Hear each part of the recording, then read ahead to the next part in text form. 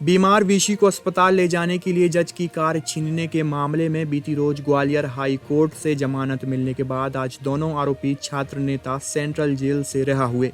दोनों छात्र नेताओं को लेने के लिए एबीवीपी नेता व कार्यकर्ता बड़ी संख्या में जेल के बाहर मौजूद रहे। जैसे ही दोनों छात्र नेता जेल से बाहर आए, एबीवीपी नेता और कार्यकर्ता उनसे गले मिले, उनका पुष्पहार पहनाकर स्वागत किया और जमकर नारेबाजी की। दरअसल 10 दिसंबर को दिल्ली में संपन्न हुए एबीवीपी के राष्ट्रीय अधिवेशन में भाग लेने के बाद कार्यकर्ता दक्षिण एक्सप्रेस में सवार होकर ग्वालियर लौट रहे थे। इसी बीच उन्हें जानकारी मिली कि ट्रेन के स्लीपर कोच में सवार एक निजी विश्वविद्यालय के वीसी रणजीत सिंह यादव की तबीयत खराब हो गई है और उनकी हालत बेहद गंभीर है। इसी के बाद ग्वालियर रेलवे स्टेशन पहुंचते ही एबीवीपी कार्यकर्ता हरकत में आ गए। उन्होंने स्टेशन के बाहर खड़ी एक कार को अपने कब्जे में लिया और बीमार वीसी को लेकर अस्पताल पहुंचे। लेकिन अस्पताल पहुंचते ही नब्ज टटोलते ही डॉक्टर्स ने मरीज को मृत घोषित कर दिया। इस दौरान पुलिस भी अस्पताल पहुंच गई, क्योंकि कार चालक ने पुलिस को बताया था कि कार हाई कोर्ट के जज की है और कुछ लड़के कार छीन कर भाग गए हैं। पुलिस ने कार चालक की शिकायत पर डकैती अधिनियम की धाराओं के तहत केस दर्ज कर लिया था।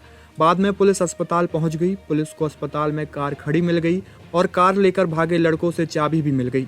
पुलिस पूछताछ की बात कहकर दोनों को थाने ले गई। पकड़े गए आरोपी पुलिस में मुलार निवासी हिमांशु श्रोती और शिवपुरी निवासी सुकृत शर्मा थे और वे एबीवीपी के छात्र निकले। पुलिस के तुरंत कार्रवाई करते हुए 11 दिसंबर को दोनों आरोपियों को जिला कोर्ट में पेश किया गया, जहां से उन्हें जेल भेज दिया गया। वहीं दोनों छात्र नेताओं की गिरफ्तारी का मामला तूल पकड़ गया। एबीवीपी कार्यकर्ता लगातार आंदोलनरत रहे। 17 दिसंबर को मामला मध्य प्रदेश के नवनियुक्त मुख्यमंत्री मोहन यादव के संज्ञान में आया, तो उन्होंने सीआईडी जांच के आदेश दे दिए। साथ ही पुलिस महानिदेशक को ऐसे मामलों में सतर्कता बरतने के निर्देश भी दिए। इससे पहले पूर्व मुख्यमंत्री शिवराज सिंह चौहान ने सीएफ जस्टिस को पत्र लिखा कि दोनों छात्र नेताओं को माफ किए जाने का आग्रह भी किया गया। इधर एबीवीपी ने इस मामले में दोनों छात्र नेताओं की जमानत के लिए एमपी हाई कोर्ट की ग्वालियर खंडपीठ में याचिका दायर की।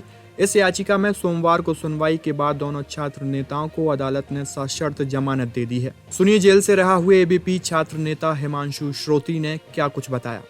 हम सभी कार्यकर्ता अपने दिल्ली राष्ट्रीय अधिवेशन से लौट रहे थे, तो वहाँ पे अचानक हमको पता चला एक व्यक्ति की तबीयत खराब हो गई है। हमने तो मानवता के आधार पे एक व्यक्ति समझ के उसकी मदद की थी, क्योंकि कोई भी हो समाज का व्यक्ति तो उसकी मदद करना हमारा धर्म है।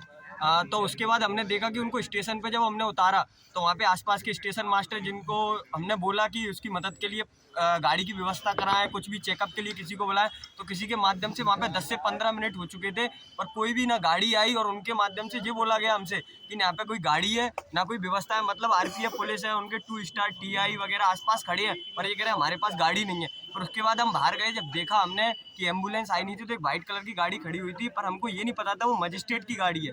तो उधर हमने देखा कि एक ड्राइवर था, उससे बोला हमने कि ऐसे ऐसे इनको लेके जाना है, तो उनने बोला कि नहीं ये गाड़ी नहीं जा पाएगी। पर हमको उस समय एकदम समझ में नहीं आया, क्योंकि स्थिति इतनी खराब थी कि अगर हम नहीं ले जाते तो उनका बच पाना मुश्किल था। इसलिए हमने उनसे गाड़ी ली, तो गाड़ी चला के हम दोनों उनको लेके तत्काल निकल दिए वहाँ से। फिर उसके बाद देखा गया, बस हमको एक चीज़ का खेद रह गया कि हम उनकी जान नहीं बचा सके, क्योंकि अगर 10 मिनट पहले एम्बुलेंस आ जाती तो उनकी जान बच जाती। फिर उसके बाद पुलिस प्रशासन द्वारा हम पे केस लाद दिया जाता है और हम पे डकैती का मुकदमा दर्ज कर दिया जाता है। और 14 घंटे में हमारी गिरफ्तारी, हमको बात करने के लिए बुलाया गया और गिरफ्तारी कर ली जाती है, हमको जेल भेज दिया जाता है।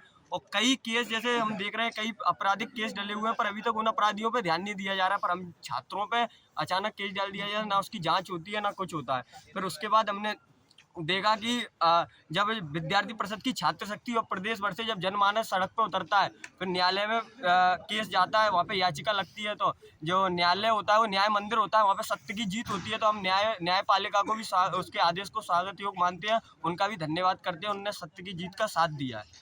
आपके लिए जिन लोगों ने मुहिम छोड़ी उनके लिए क्या कहना चाहते हैं? ये विद्यार्थी परिषद के कार्यकर्ता की जीत है, हमारी जीत नहीं है, क्योंकि अगर हमारी जगह और कोई विद्यार्थी परिषद का कार्यकर्ता होता तो वो भी उसकी मदद करता। क्योंकि विद्यार्थी परिषद में, जब विद्यार्थी परिषद में कार्यकर्ता काम करने जाता है, तो उसको ये संस्कार दिए जाते हैं कि जो समाज में काम करते हैं, समाज हमारे लिए परिवार है। तो अगर मेरी जगह या सुक्रत जी की जगह कोई और भी होता तो वो भी उसकी मदद करता मानवता के नाते।